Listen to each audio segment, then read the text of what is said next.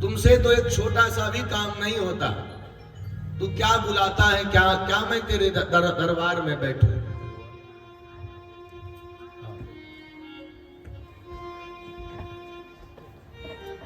आपके दरबार में मैं क्या बैठूं। आप अपने को महाबलशाली समझते हैं, लेकिन आपके द्वारा वो नंद का जो छोटा सा छोरा है वो नहीं मारा जाता। जो आपकी नाक में दम कर रखा है, जितने भी आपके अनुचर थे सबका वध कर दिया। लेकिन आप उस छोटे से नंद के छोरा को, जो आपको भी पता है कि वो नंद का छोरा नहीं है, वो वसुदेव का वही छोरा है जो 8वां है।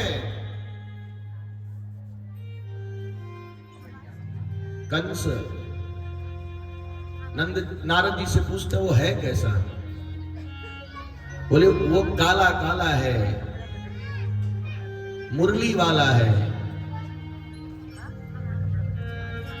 अब तो आज कंस को आज से कोई भी काले से ही नफरत करता है, काले से ही, काले रंग से, भगवान के उस काले रंग से नफरत कर बैठा है कि जो मेरा जो मुझे मारेगा वो काला है, जो मारने वाला पैदा लिया है वो काला है।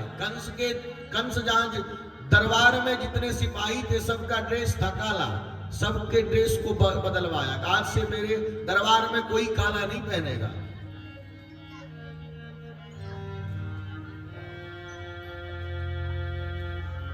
कंस भोजन करने बैठे, दाल में जीरे का छौंक था काला, दाल को फेंक दिया, यही मारेगा मुझे। भाय कुभाय अलख आलस हूं, नाम जपत मंगल दिशि दस हूं। कंस ने आज से कृष्ण का नाम जपना प्रारंभ कर दिया। कृष्ण काला है, दाल में जीरा जो काला है वो हमारे घर में आज से दाल में चौंका नहीं पड़ेगी।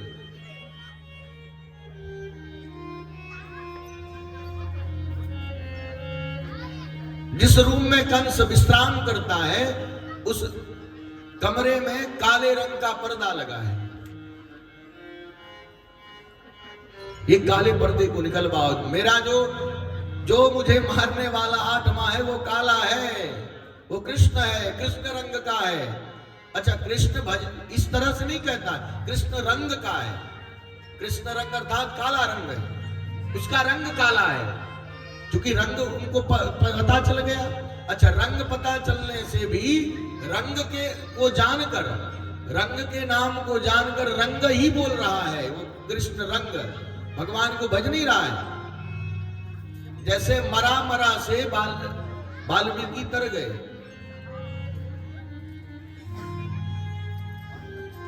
उसी तरह रंग काला है, कृष्ण रंग का है, कृष्ण रंग का है, कृष्ण रंग का है। अब दिन और रात भज रहा है, क्योंकि समय आ गया है सन्निकट। भगवान नारद जी को अपने पास बुलाते हैं। नारद जी भगवान के पास गए, निवेदन किया भगवान को, प्रभु मैं कहां से आ रहे नारद जी? मैं कंस के घर गया था। क्या बोल के आए? प्रभु मैं वही बोलता हूं जिसमें जग का कल्याण हो। मैं जग में बदनाम हूं इसलिए, लेकिन प्रभु मेरी बदनामी के पीछे उसकी सच्चाई ये है, हमने जितनी बात कही है आज तक, आप भी देख सकते हैं, वो जग कल्याण के लिए है, वो परोपकार के लिए है। क्योंकि हे प्रभु आप रहे नाथ, आपने जो ये जीवन दिया है वो परोपकार के लिए दिया है। क्या बोले? हम तो कंस को बोले महाराज कि आपके अंदर इतना बल नहीं है उस कंस के छोरे को आप मार सकें। भगवान मैं बता दूं वो अंदर से डरा है, लेकिन बाहर से बड़ा बलशाली समझ रहा है अपने को। प्रभु, हमने कहा है कि कोई योजना बनाइए, योजना बनाइए, और योजना ये बनाइए कि आप धनुष यज्ञ करवाइए। कंस के पास वो कौन सा धनुष है? कंस के पास जो धनुष है उसका क्या नाम है? कंस का जो धनुष है उसका नाम क्या है जानते हैं? किसका धनुष था वो? शिव का। कोदंड नाम का धनुष है। धनुष का नाम है कोदंड, जो शिव का धनुष है। कंस को प्राप्त कैसे हुआ? कंस को पता है कि हमसे बलशाली संसार में कोई नहीं है।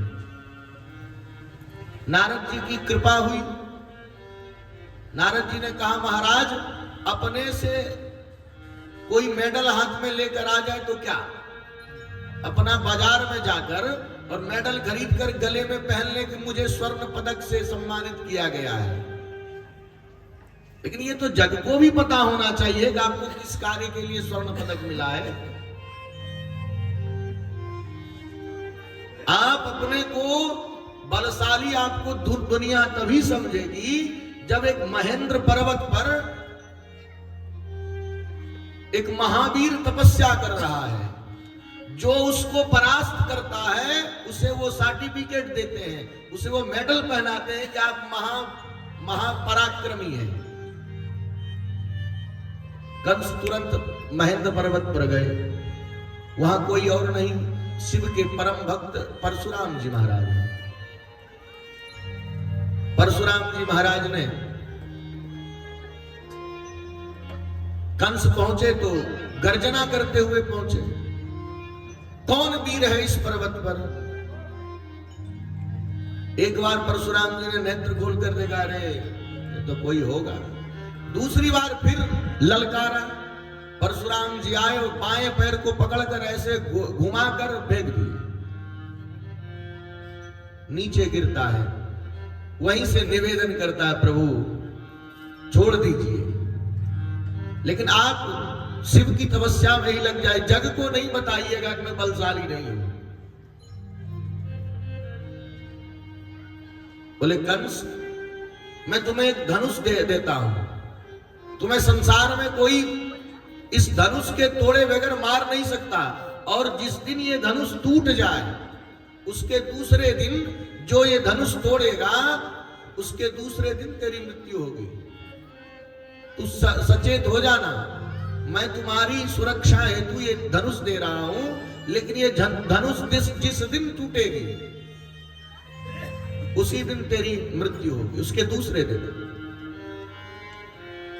अब नारद जी ने पहले भी कृपा की थी कंस के ऊपर, दूसरी बार नहीं है, तीसरी बार नारद जी आए थे। अच्छा, एक बार जिसके घर नारद जी आ जाए उसका कल्याण हो जाता है। कंस के दरबार में तीसरी बार आ रहे हैं, कंस को सायुज्य मुक्ति देने आ रहे हैं।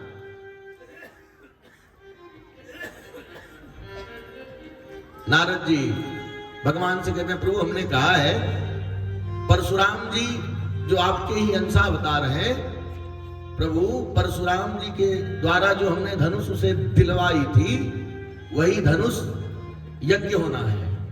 हमने उन्हें कहा कि ऐसी सृष्टि, ऐसी रचना बनाइए कि धनुष यज्ञ देखने आपके आसपास के सभी गांव के लोग आवे, और उसमें वो नंद के छोरा को भी निमंत्रण दीजिए।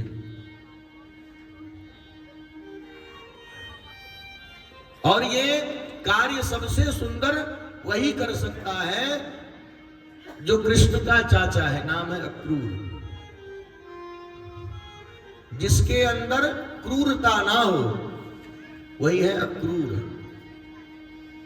जो क्रूर ना हो, जिनका स्वभाव सौम्य हो, वही है अक्रूर। तो ये कार्य अक्रूर कर सकते हैं।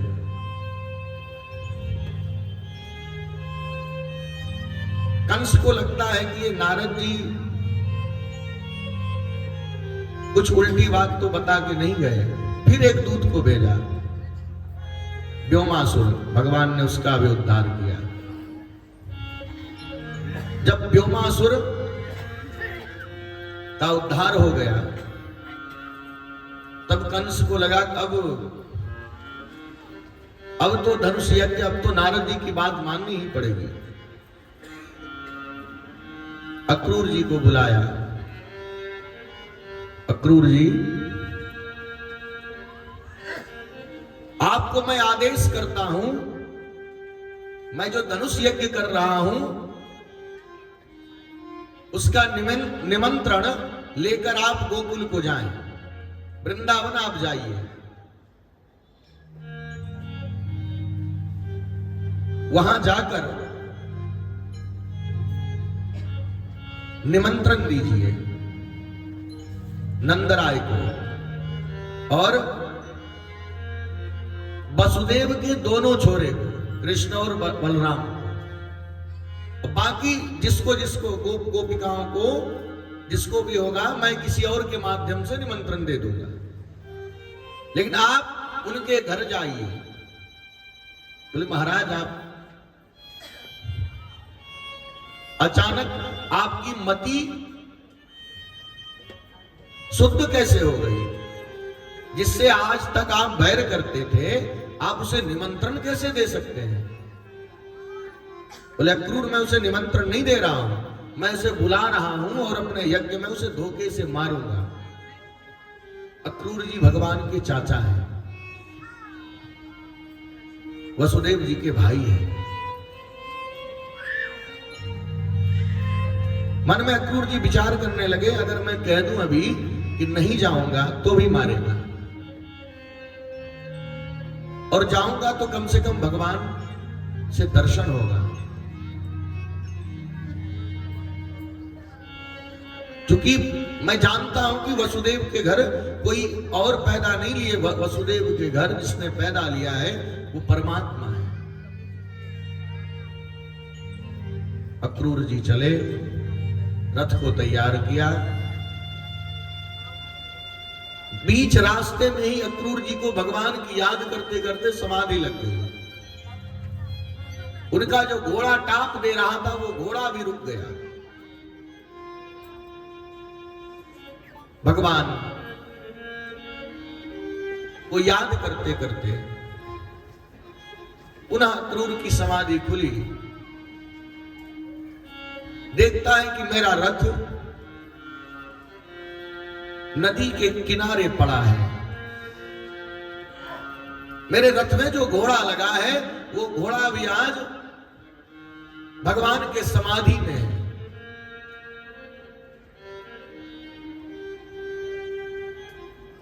रथ ये शरीर है, घोड़ा मेरा मन है, अक्रूर जी मति है। शरीर रूपी घोड़े का, शरीर रूपी घोड़े रथ को मन रूपी घोड़ा चलाता है और उसका लगाम रहता है बुद्धि के पास।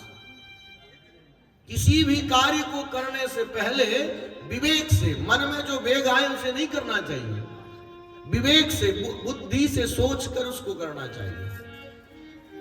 अक्रूर का रथ ये शरीर है, अक्रूर के रथ में लगा घोड़ा मन है और स्वयं अक्रूर बुद्धि है, मति है,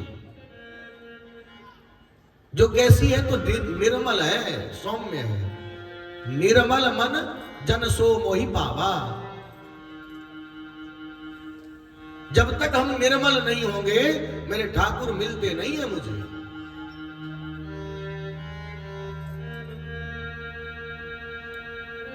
अक्रूर जी पुनः अपनी मति को भगवान के चरणों में लगाते हुए घोड़े को सही किया, चल पड़े।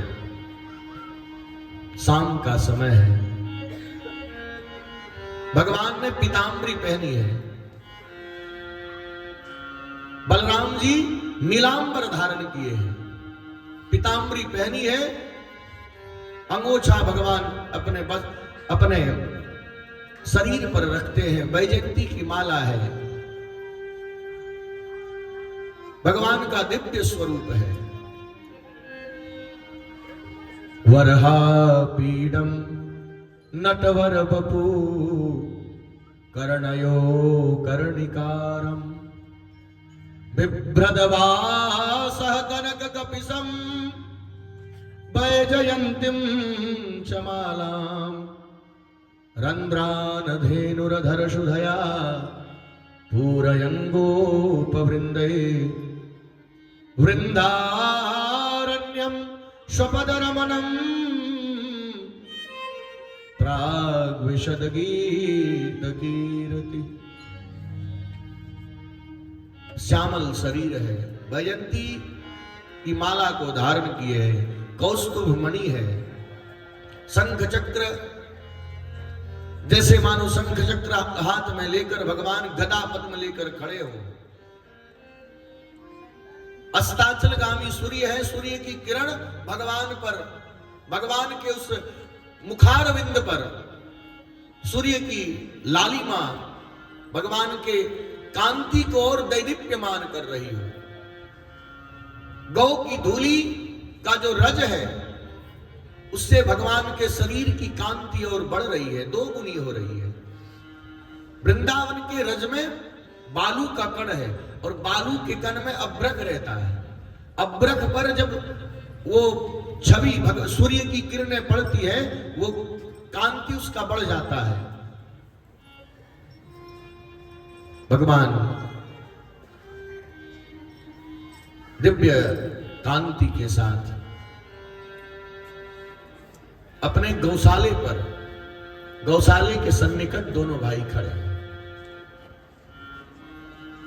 शाम का समय है, घर जाएंगे। उसी समय अक्रूर जी का रथ आकर रुकता है। अक्रूर जी भगवान की उस छवि को देखकर रथ से नीचे उतरे और भगवान के चरणों में लौट गए। भगवान ने अपने दोनों भुजाओं से अक्रूर जी को उठाया, पूछते आप कौन हैं? अक्रूर जी कहते हैं मैं कंस का भेजा हुआ दूत, नाम है अक्रूर।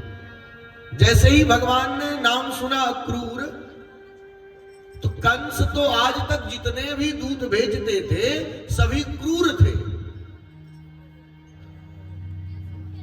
ये अक्रूर फिर मति भगवान की सही हो गई। नंद बाबा ने कहा है, नंद बाबा के मुख से सुना है कि मेरे जो पिता हैं, नंद बाबा ने ये नहीं कहा कि वसुदेव जी मेरे पिता हैं। भगवान कह रहे हैं कि मेरे जो पिता हैं वसुदेव जी, उनके भाई हैं अक्रूर जी। अब तो क्या भगवान कहते हैं प्रभु, भगवान कहते हैं अक्रूर चाचा। जैसे ही भगवान ने अक्रूर चाचा कहा, भगवान को अपने हृदय में अंक में भर लेते हैं अक्रूर जी महाराज।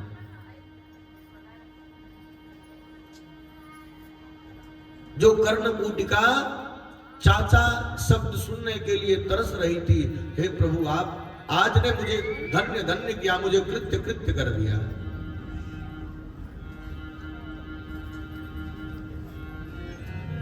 आने का निमित्त बताया। कहते हैं कि मैं आप दोनों भाई को ले जाने आया हूं। योजना बताई, मुझे कंस ने भेजा है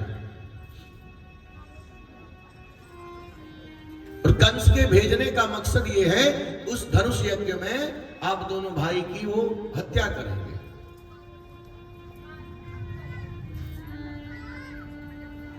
अक्रूर जी को भगवान समझाते हैं, आप ये हत्या वाली जो बात यहां बोले, यही मेरे ही पास तक रहने दीजिएगा। आप जो मेरे बाबा के पास जाएंगे, आप जो मेरी मैया से मिलेंगे, तो मैया बाबा को ये मत कहिएगा कि कंस ने योजना बनाई है। क्योंकि चाचा आप भी जानते हैं कि मैं जो अपने पिता को अपमान करने वाला होता है, जो ब्राह्मणों को, जो गौ का अनादर करने वाला होता है, मैं उसे छोड़ता नहीं हूं।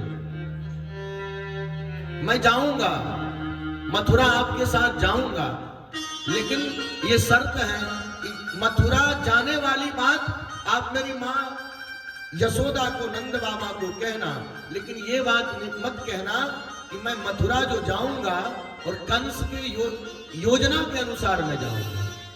मथुरा में धनुष यज्ञ हो रहा है, उस धनुष यज्ञ को देखने में जाऊं, मुझे निमंत्रण मिला है, आप ऐसा निवेदन करिएगा। भगवान ने यही समझा दिया। अगर आप जैसे कहेंगे कि कंस की बनाई योजना है कि कृष्ण और बलराम की हत्या होगी, मुझे जाने नहीं देंगे, और जैसे जाने नहीं देंगे तो मैं अपनी मां पिता के बातों का अवहेलना नहीं कर सकता, और वो जो कार्य है वो पूरा नहीं होगा। मैं आपसे निवेदन करता हूं, मेरे लिए, जग के हित के लिए अगर एक बार झूठ भी बोलना पड़े तो बोलना चाहिए।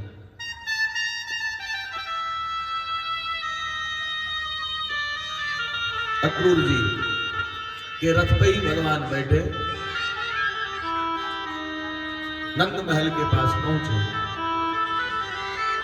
नंद बाबा खड़े थे, अक्रूर नंद बाबा मिले हैं, दोनों में संवाद हुआ। रात्रि का समय है,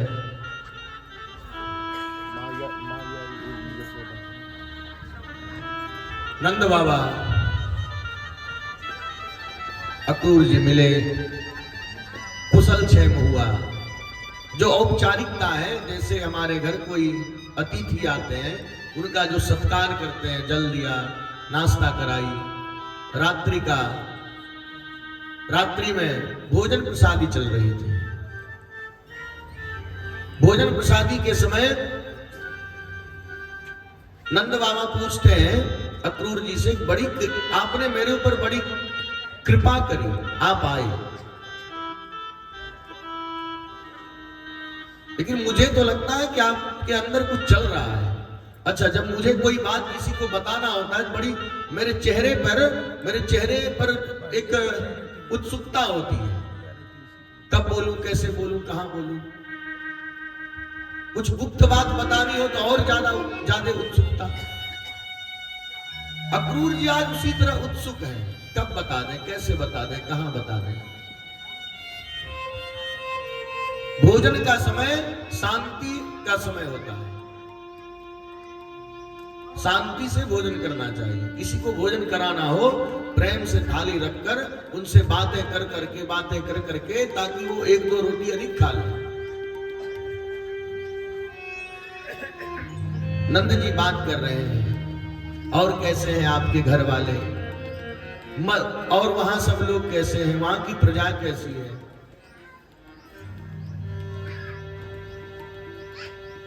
अक्रूर जी ने सही समय जानकर वहां भगवान नहीं है, भगवान प्रसादी पाकर के अपने कक्ष में चले गए। तकिए पर सर रखकर भगवान आज रो रहे हैं, पीतांबरी ओढ़कर भगवान रो रहे हैं।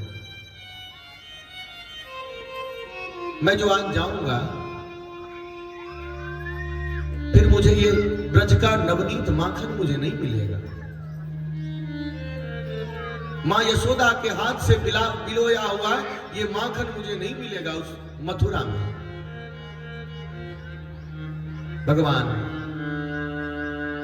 रो रहे हैं। इधर अक्रूर जी ने सारी कथा सुनाई, नंद जी कल हम लोग धनुष यज्ञ दर्शन के लिए निकलेंगे, निमंत्रण आया है कंस के दरबार से, लेकिन उसमें निमंत्रण में एक निवेदन भी है, एक राज आज्ञा है, निवेदन नहीं, एक राज आज्ञा है कि नंदराय के साथ नंदराय का दोनों छोरा आए, नंद का छोरा और वसुदेव का छोरा जो रोहिणी का पुत्र है बलराम, वो दोनों आएगा। बाकी सारी प्रजाओं को भी निमंत्रण मिल गया होगा। भगवान मैया की याद करते करते रो रहे हैं। ये बात मां यशोदा भोजन परोस रही थी, किचन में गई थी, मैया के कान में सुनाई दी कि नंद का छोरा, रोहिणी का छोरा, नंद का छोरा जैसे ही सुनाई दी, मैया यशोदा के मन में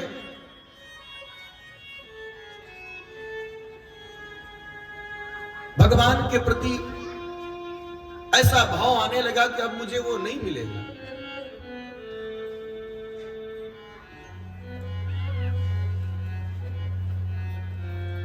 भगवान के रोने की आवाज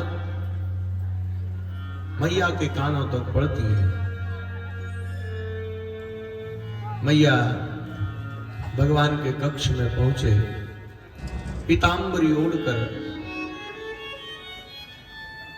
अपने मुख को, अपने चेहरे को नीचे करके भगवान रो रहे थे।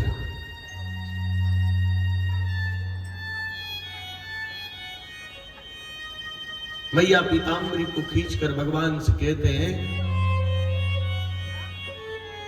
मैया कहती है कि अरे लाला तू रो क्यों रहा है? भगवान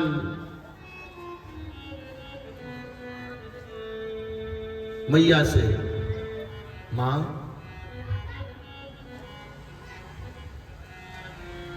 मैं कल मथुरा को जाऊंगा, अक्रूर चाचा निमंत्रण लेकर आए हैं, मैं कल मथुरा को जाऊंगा। 2 दिन मुझे यज्ञ में, उस यज्ञ में 2 दिन के लिए जाना, मैं 2 दिन आपके बिना कैसे रहूंगा, उसे याद करके रो रहा हूं। अब तो मैया भी रोने लगी। सुबह का समय है, रथ तैयार हो गया।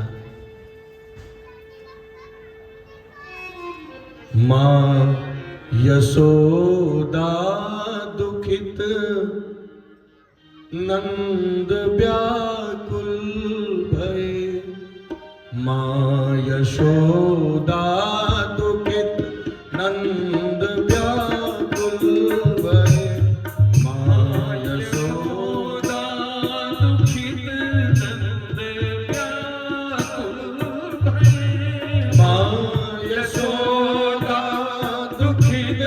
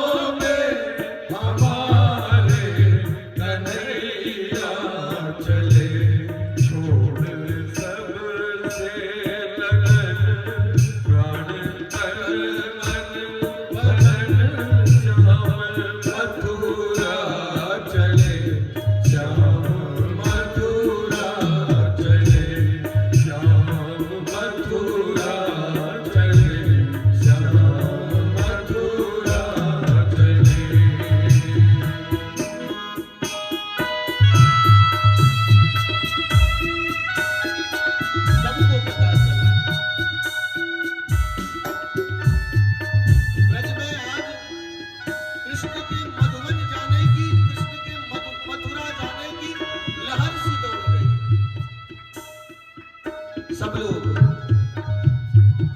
दौड़ने लगे।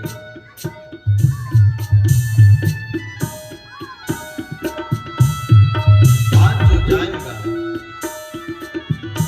जितनी भी ब्रज की गोप गोपिकाएं थी, सभी आज नंद बाबा के दरवाजे पर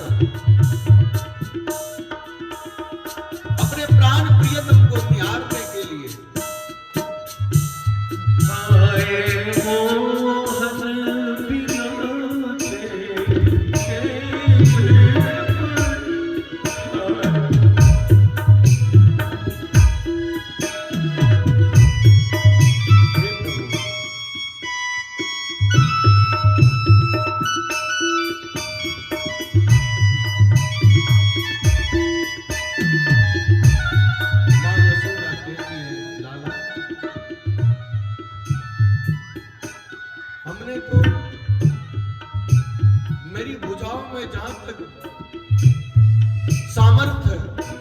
रहा होगा,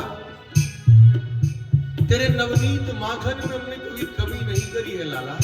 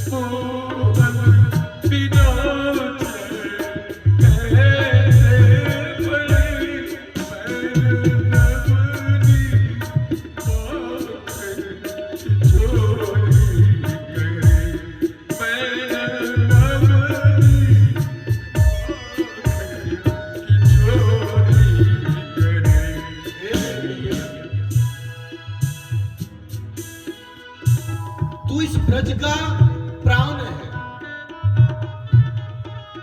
ये ब्रज शरीर है और मैं उस शरीर की, मैं गोप गोपिकाएं रोम हूं। नंद बाबा और यशोदा इस शरीर के हृदय हैं और उस हृदय का तू प्राण है। हे मेरे ठाकुर, तू मेरे घर माखन की चोरी करता था, नवनीत चोरी करता था। हम तुम्हें माखन चोर कहते थे, कहीं इस माखन चोर कहने के कारण तो तू मुझे छोड़ के नहीं जा रहा है मेरे ठाकुर।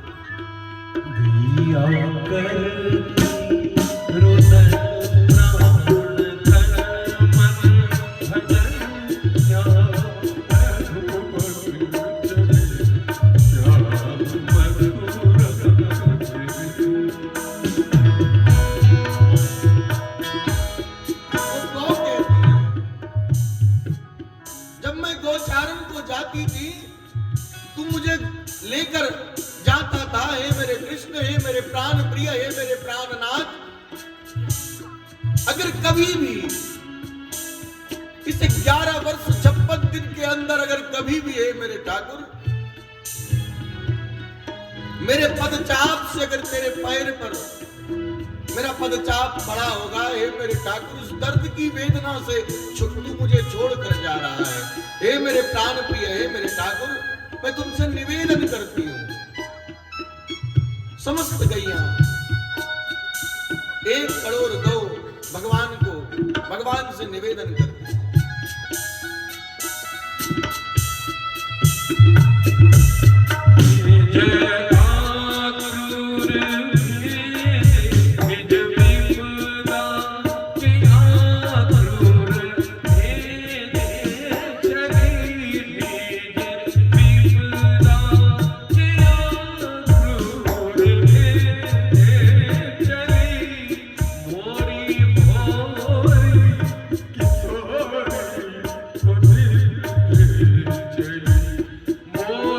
मोरी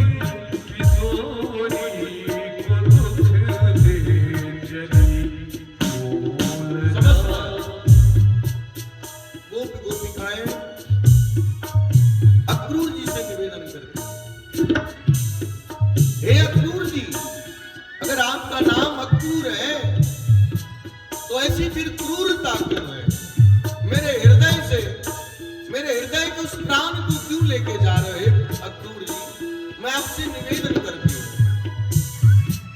हमने सुना है कि आप बड़े सौम्य हैं, लेकिन आज ऐसी क्रूरता कैसे कर दी आपने?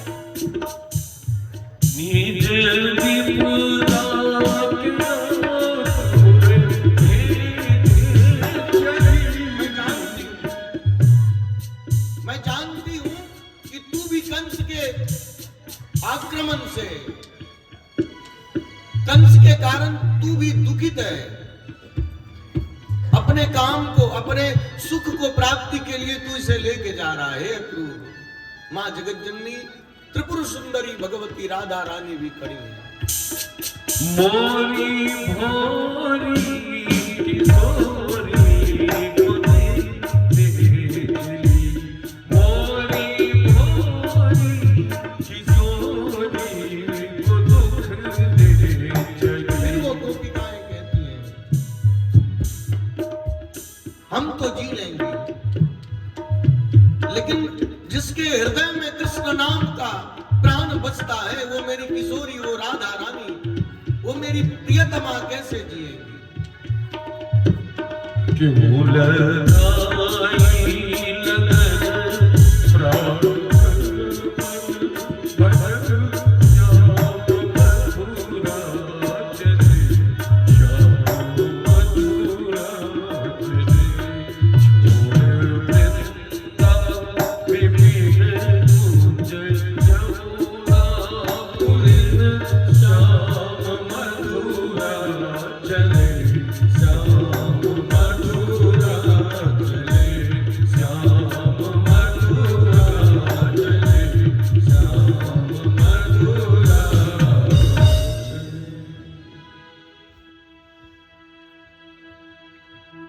भगवान ने आंखों ही आंखों में अक्रूर जी को कहा, चाचा अगर और अधिक देर आप रुक जाएंगे तो मैं जा नहीं पाऊंगा।